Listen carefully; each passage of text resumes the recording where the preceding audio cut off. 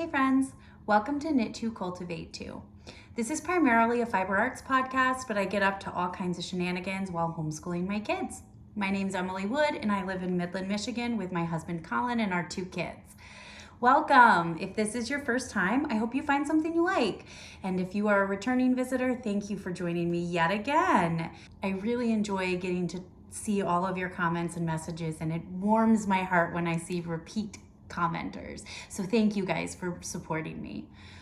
All right, I have one piece of admin today. I still have a few things in the works that I can't announce yet, but I have a birthday coming up. My birthday is October 5th. So I have a surprise giveaway. This is the packet that I showed you a while ago. I dyed a bunch of mini skeins to give to other podcasters. And I sent them off and showed them to you, but I have a bag that I am giving away. So these were all worsted weight, and I'm gonna hold up the mini skein and put a picture of the larger skein because I did not reskein the bare skeins so that they would match the dye distribution. It'll look different as it's reskeined. So some of it's a little lost. I want you to be able to see that. So let me pull these out. So some of them were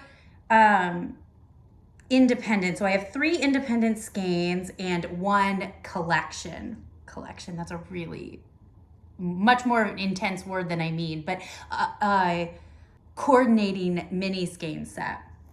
So the first one I have is this, and you might recognize this as the yarn that I made my Get It Girl bra top on, which I need to still take pictures for you guys. I will do that this week and write it down. So I also want to say, I don't think I mentioned, these are all worsted. So they'll be great scraps for color work hats or whatever you decide. Okay, and then I have this one, which is like, makes me think of a koi pond. It's mint with orange speckles. This one was my favorite. I dip dyed teal. Actually, I'm sorry. I dip dyed one end of the skein, pink, pale pink. You can see some of that.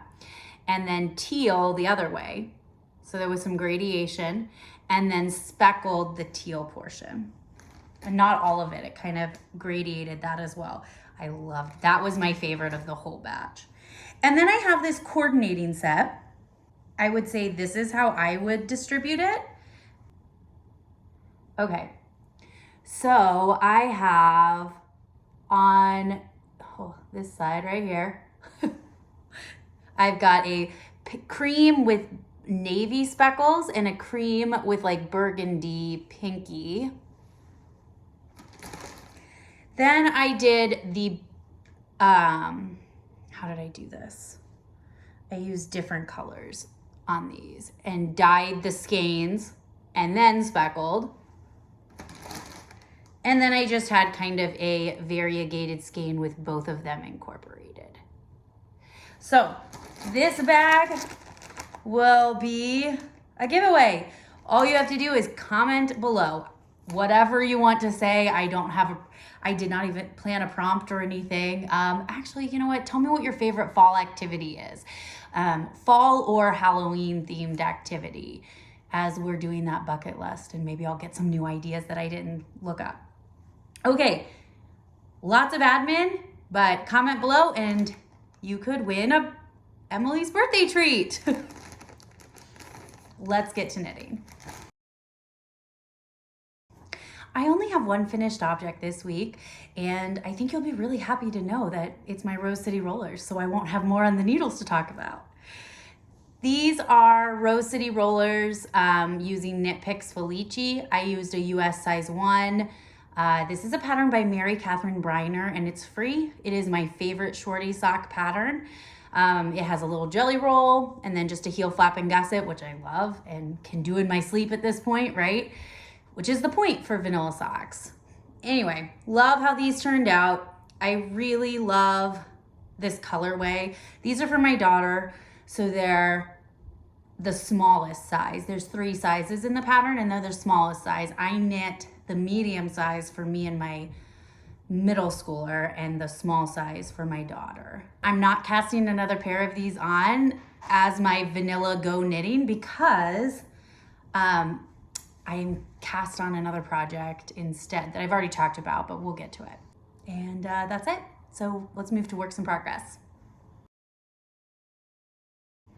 All right, so since I just talked about it, I'm gonna start with the Springy Mitts by Kathy Campbell, and they are $3. The pattern is $3 US. I am using a size 2 needle, and I am knitting the second size, the second smallest size. I will put up what the size is. It's based off of hand circumference, and I just can't remember what the label was. So I am using, this is Knitpicks Stroll. This was one of the first big batches of dyeing that I ever did. I started off dyeing with food coloring in a microwave because I already had the food coloring. I used to decorate cakes like as a hobby, like big time with fondant, and got really, really into it. And so I had I'm probably 25 colors of Wilton gel that I ordered. So I just watered it down and used that. And so I had a ton of it, and I probably dyed the whole first 20 skeins with that, with those food colors before moving to acid dyes, or fiber reactive, whichever you want to use. But yeah, so this was one of those dyes. You can see some hot pink up here and then pale pink and purple. And I hated it. I was like, what am I gonna do with this yarn? I'm never gonna use it. But I'm making the Springy Rolls mitts, and it was one of those dye projects that just didn't turn out the way I wanted. And I love how it knits up, which I think I've said the last 3 projects that I've knit with old yarn that I dyed. So all the stress and criticism I gave myself about my dye jobs, and they turned out just fine, right? Okay, so if you look at it, you can see how they're starting to make these little rolls on the cuff. But you knit, you can pull it open and see the knit stitches. You knit 10 stitches, and then you just alternate knitting and purling, and it creates these little springy rolls. They're so cute. So I really like that. It does eat up a lot of yarn though, more so than a cuff would. So I don't think I'll get 2 pairs of these out of this yarn, but I could, I think, get a second mitten if I just do like a 1 or 2 inch cuff in place of this, because this does eat up a lot of yarn, and then you're eating up this yarn and it just shrinks up. But those are going well. I hope to get those finished, but we had people over for a game night and I had no vanilla knitting. I had gotten to the Kitchener part of the toe during our soccer games and didn't have enough time to cast something vanilla on. So game night, I'm just twiddling my thumbs. We played, I'm gonna get to that, never mind. The next thing I'm gonna talk about is the Millie for Men by Regina Mossimer. It's about $7.08 US. And this is the shawl collar I'm working on for my husband. It's Knitpicks Felici worsted. I used a 7mm needle. I think I went up a needle size from the pattern. I'll check. But let me show you the pattern. It's very cute. And I left off, I had 6 more sleeve decreases on the second sleeve, and I'm cast off, bound off. I just need to do all the finishing work. So I was weaving it in slowly, and I have to seam the 2 edges of the pocket. So, or tack them down. But it's so hard to see, especially because this kind of bunches up when it's not on. But maybe the back will be easier to see, the fabric. I love how it knit up. It's not, I alternated skeins, and I don't think it's too patchy in weird patterns. It really did mix pretty well, so it doesn't look bad. I, again, hated this yarn and it turned out really well. I'm really, really happy with it, and it fits him really well. He's chomping at the bit to wear it, which is what a compliment, right? But I need to get the part of the project that I don't like doing, which is the end work, done. So I will work on that. I'm kind of having not a lack of mojo, but not had a ton of motivation or excitement about some of the projects I'm working on for various reasons. And this one right now is because I hate this part of the project. I just like, it was Gigi from the Knitmore Girls, and she was saying, they asked a question one time, what's the part where you're like done or you're not interested anymore? And she's like, oh, once the knitting's done. And that's exactly how I feel. Like if the knitting's done, I'm uninterested. I don't want to weave in ends or do any of that. And I can weave in ends as I go, I'm aware, and sometimes do, but I do like more control. And I find when I weave in my ends with a darning needle, I can make the stitches look a little neater. So I usually don't, but I could, and it would save me some stress, right? Okay. Yeah. Next project though is the piano scarf, which I'm also not very excited about. But for this one, I love knitting on it, and I love the yarn, and I love the pattern. It's easy. I don't have to catch floats. It's the fact that it takes 15 minutes to do a row, and I have to sit in one place for 15 minutes. So it's one that I've been working on at night when we're home. Oh, I love it. So it's a piano, and I've added probably 3 rows since last week. I need to get a time. Oh, I don't sit in the evening very often. So it looks like a piano. I love it so much. But yeah, so I really do enjoy working on this project. It's just knowing I'm gonna have to sit down in one spot for a while kind of makes me not excited about it. So I'm just gonna keep knitting 2 rows a night until I'm excited about it, right? And like I said, when I look at it and I'm looking at the project, I love this. This yarn is amazing. I haven't even given you info yet. This is the piano scarf by Deborah Kinsey Knits, and it was $5.89 US, and the yarn is Plymouth Homestead Superwash DK. And I got it at Stranded Yarn and Coffee here in Midland, but I love the details on this. And I'll talk again about my one modification, but I'm gonna hold it up so you can see it. So there's this cool, it's just like a pearl edge detail, so it looks super sharp at the edge. And I altered the pattern so that I would have that on both sides. The pattern starts at the bottom of the front panel of the piano, knit the front panel, and you knit long ways. Then you continue knitting and knit the back panel and then seam the 2 edges.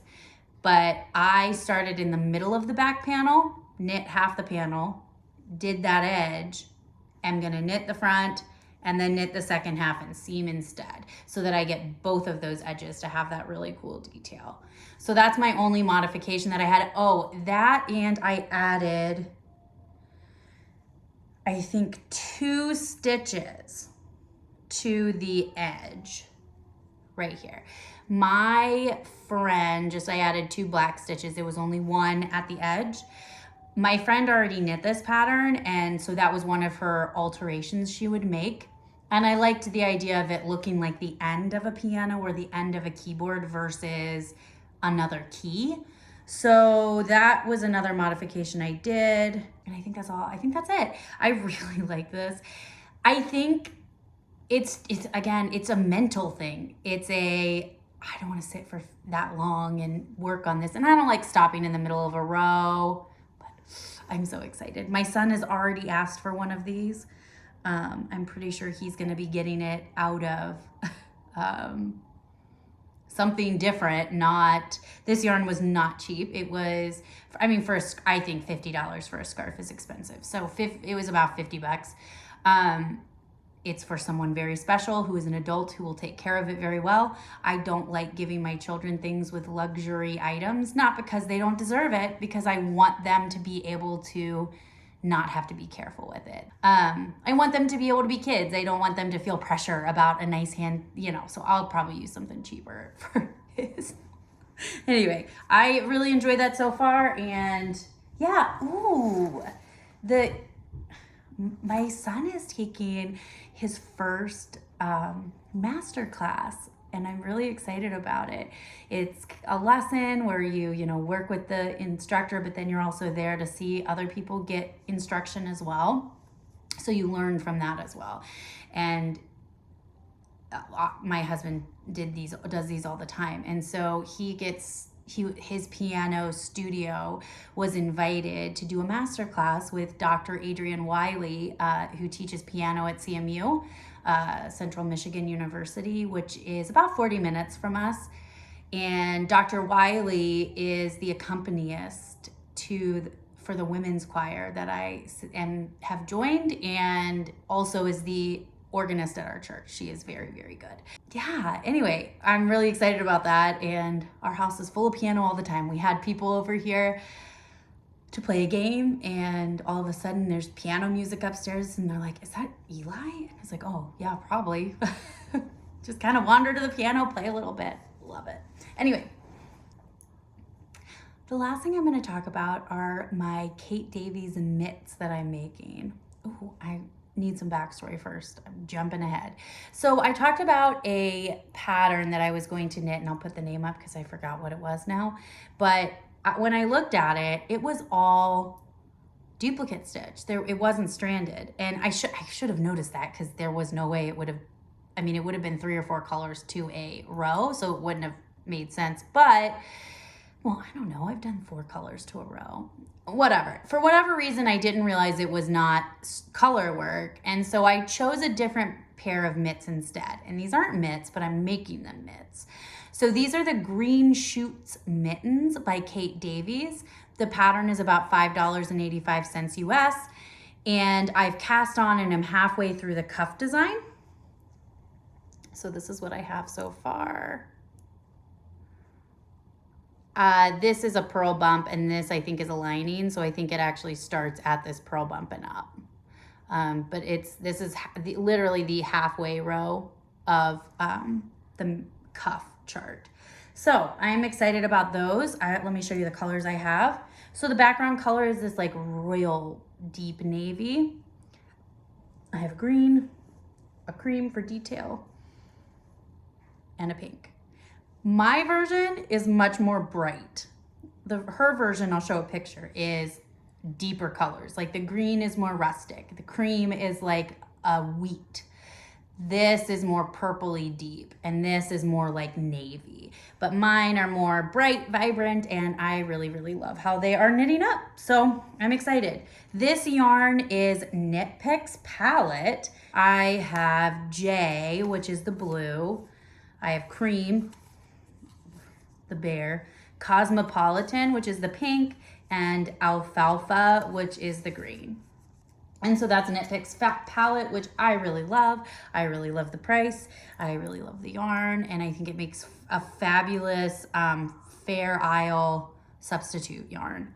So I'm really, really happy with those. I'm not sure if I said this, but I'm making a pair of mitts because I would like to knit during soccer, and it's already freezing. Right now, my house is 68. It's freezing. So I'm excited about that. There also is a tam that you could knit, and I might do that as well, have that. So I'm excited. These are great. I'm also using a new to me technique. I am doing a new jog. I don't know if the technique is new, but it is a jogless in the round, and you re-knit the last stitch of the row, and then the second time around you pick up from the stitch below it and knit those two together. And I'm trying that out on this project, so I will update and let you know how I feel about it. But so far it's easy to do, and it looks sharp, so I just don't have enough to really see how it is going. But yeah, so my plan with the mitts is just to do like a little bit of a rib at the top, but I'm just cutting the top of the pattern off. I'll do the same with the thumb, yeah. Okay, so I only have one thing for plotting and purchases. At Stranded Yarn and Coffee this week, I got a steal on Plymouth Brunello, which is like art yarn. And I feel like it was a D-stash, but I didn't read the sign that told the story of why this yarn was so on sale. But I got it for 50 cents a skein. I left with 3 kilo bags, so a kilo has 10 skeins in it. They're 50 gram skeins. So a kilo has 10 skeins in it. That's not right. This would not be a kilo bag. I'm just kidding, guys. A kilo would be 10 100 gram skeins. It needs to be 1,000. Never mind. Okay, so I got 3 bags of it, 3 10-packs. So I have 30 skeins of it. And I don't love funky art yarn. My mom does. So I got it all for 15 bucks, which, you know, worst case scenario, I could give you this yarn and here you go. But I also want to try weaving with it. While I don't love knit items with art yarn, I really do like hand weaving with art yarn. So maybe that's what I'll try. I don't know what I mean, obviously I would use it for a warp. I'm sorry. I would use it for a weft. I don't know what I would use for the warp yet. So I'll have to look into that and see if I'm gonna do anything. But I did knit up a small swatch that I forgot to grab and I just don't love it. I thought for 15 bucks I could make like an artsy sweater that I just can't. I think it's just because they are such extremes. The thin parts to the wide parts are too big of a difference. I think if the thick and thin portions were closer in, closer in magnitude, then I think I would like it more, and I do think I would enjoy it. But I think it's just too dramatic for me. So I'm gonna try weaving with it eventually. But for now, it will go in stash, and I am going to gift at least some of it to my mother because I think she would enjoy it as a knitting yarn. She does like stuff like that. So that's good. Yeah, that's all I've got for plotting and purchases. For homeschool life, we are just finished week 5 of school. We did do some fun stuff this week. We did cuneiform tablets. I did this with one of my children. The other one did not want to do it. And it wasn't part of their activity. So Stella and I did cuneiform tablets and wrote in clay, and then honestly just played in clay. We also had some fun activities at co-op this week. We did Paleolithic cave drawings. We did this activity last year. I'll put a few pictures up of us last year, and then and we had these big flat rocks that were used to make garden beds in our backyard. But the garden beds literally are half of the yard. And they're diagonal and decorative, and I do not want them in there. I have children and want a patio back there. Also, they are really worn down. They aren't new. They're really old stones. So old, in fact, that I just don't think anybody will even want them. I took those and we took drawing charcoal and drew our own cave drawings. So I brought a book and some examples, and everybody had their own big stones. I got a few comments about it from parents. Like, where did you get this? Oh, just my backyard. I'm trying to get rid of them. So if you'd like an extra, please take it. So yeah, we still haven't ripped the rest of those beds out. Actually doing that after this. So that was fun. We also took our mortar and pestle and wheat berries so that they could work on grinding to make Neolithic bread. Once they started making stone tools that functioned to grind versus chop, they could grind wheat into bread. And the kids worked on like literally I have a very large mortar and pestle, but inside the mortar, they only had like a cup of wheat berries, and it took them the entire time. And I think I have a picture of where they like left off, but even so, like there was more work to be done. And everybody like kind of took a turn and wandered over to the station to try it out and have fun with it. Yeah, and that was fun. It was really, really fun. And it was a hit. Like there were even 15-year-olds who enjoyed the cave drawings. And we had obviously we don't have rules on what you're allowed to draw on your rock, but we had a Pokemon on one and a cat on another, and it was really fun. So that was nice. And that's a fun way to use some of the activities we were going to do. Both of those activities were things I was going to do with my children. So I took the activity and just expanded it for the whole group. And that was kind of nice because it was a lot less work for me. Okay. Another exciting piece of news is that I had a job interview this week to part-time teach at the university my husband teaches at. And that went really well. I'm very hopeful. They seem to need help this winter. So I'm hopeful to have some teaching or to be teaching 1 or 2 classes this fall, or no, not fall, it's the winter semester. So I'm excited about that. It went well. Other than that, we got to play. If you haven't heard of this, there is a knitting board game and it is called Arch Ravels and it is so cute. My friend Jo was a part of the Kickstarter. So she got the little extra yarn bowls that are the little wooden yarn bowls, and oh my gosh, they're so cute. I'll put a picture. I took pictures of our game setup. I picked the spinner to play first, and each person has like an ability. So super fun. It was really fun. We played through twice and my husband really liked it. I mean, we will definitely be purchasing this game. But if you have not played Arch Ravels and you are into board games, you should get Arch Ravels. And I'm just going to tell you right now, you need to buy the extra yarn bowls because they are so cute. I am not kidding when I say I might buy extra yarn bowls just to put like notions in. They are so cute.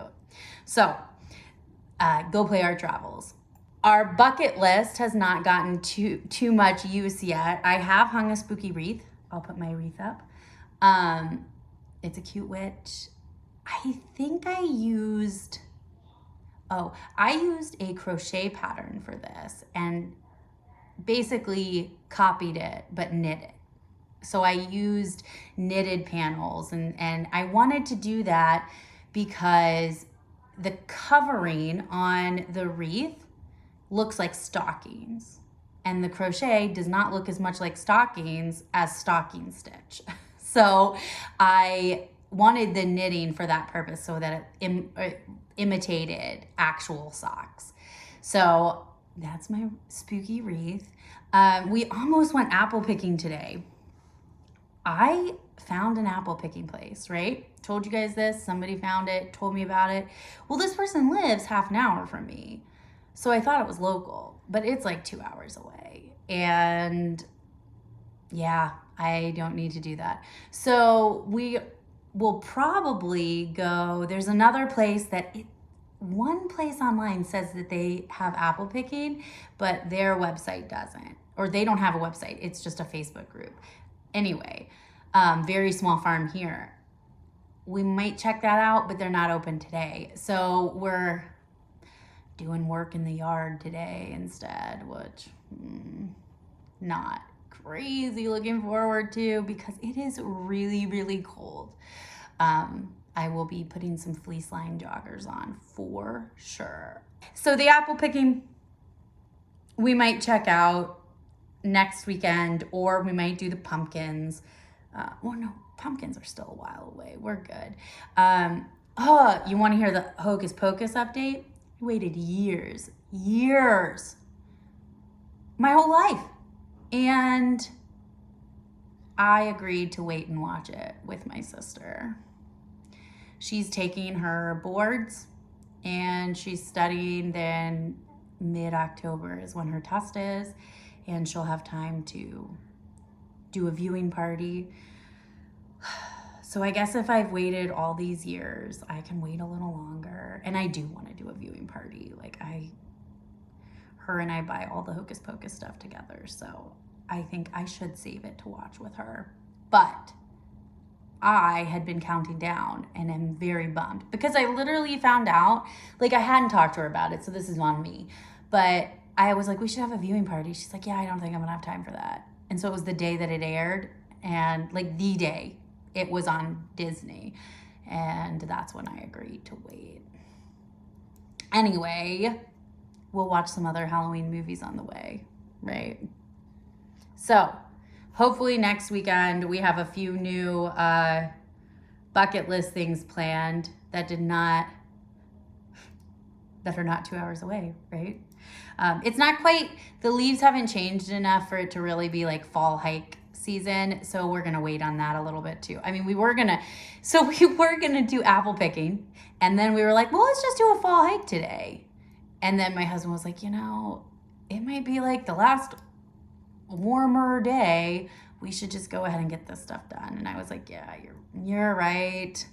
Not fun. But I'm gonna throw a podcast on or a book on tape and zone out. Okay, so this week, personal learning, reading, watching, I don't know what this section really is.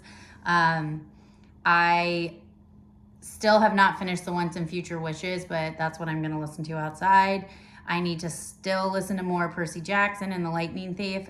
This week, I kind of obsessively watched the new Dahmer series, which I have good and bad things, and some of that relates to victims' rights about that I'll get into in just a second. But I haven't really been listening to anything because of that. I was very hooked and in it. I really like Evan Peters. I am a huge American Horror Story fan from the beginning, so I just love Evan Peters, which was what made me want to watch it. And I do like true crime. True crime helps me with my anxiety about things like that. And a lot of times, okay, I'm just going to jump into my criticism.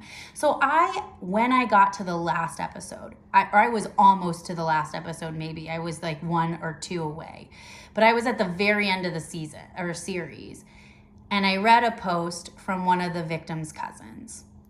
And it was about how nobody in their family was contacted about this. They found out about this movie when everyone else found out about it. And his cousin on the stand spoke to Jeffrey Dahmer. All the victims got to like address him and had a breakdown and was screaming at him, a mental breakdown. And he posted about how wild it is that we're recreating my cousin's mental breakdown as she confronts the man who tortured and killed her brother. And wow, was that powerful.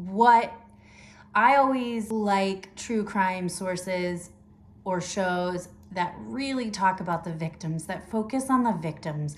We're not here to idolize these villains. We're here to talk about the victims and what happened, right?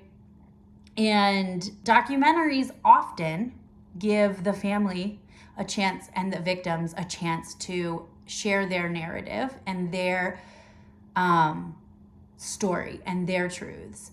Because most of the news is not focusing on that. They are focusing on the details of the attacker, the killer, or whatever, the criminal itself. And the victims sometimes get brushed aside. And so I like sources that focus on the victim and focus on helping the victim get their side out. That's not what happens when these dramatizations are made. And I am not versed enough in this, but it is something I'm going to continue to look into. I just can't imagine how the families were feeling. And I thought that was a really good point to bring to the table. And it was one that I hadn't thought of. I had not at all made a distinction between the documentaries being made and dramatizations, which are very different when you think about it. So I thought that was interesting. As a TV show, the actors are fabulous. Just from an acting TV standpoint, so well done. So well done. It is so creepy and weird, and you do not feel safe watching it. No. But it is awful and horrific. And but there were some other things that they brought to light about the case that I thought were really important. The fact that the police completely disregarded a Black woman for multiple times before this was dealt with, or just how many free passes this white male got, at the same time. And the punishments for the police officers for literally delivering a child to their death were very minor. And I think that kind of culture and conversations should be happening. The dynamics between all of those pieces need to be happening. And I thought that it did a really good job of bringing that to light. Another thing I did not like about this, and this is a huge spoiler. So if you have not watched it and want to, please turn this off. But huge spoiler time. At the end of, I guess, Jeffrey Dahmer's life, he found God, he was saved, he was baptized. And the dramatization really dug into that and started comparing him to John Wayne Gacy, who was not remorseful. And it just put a bad taste in my mouth. I don't know what the point of comparing two monsters to each other is, but if it's using one to make the other look more palatable, that feels problematic, right? That doesn't feel, it shouldn't have been a humanizing moment for the person who tortured and killed 16 people. Yeah.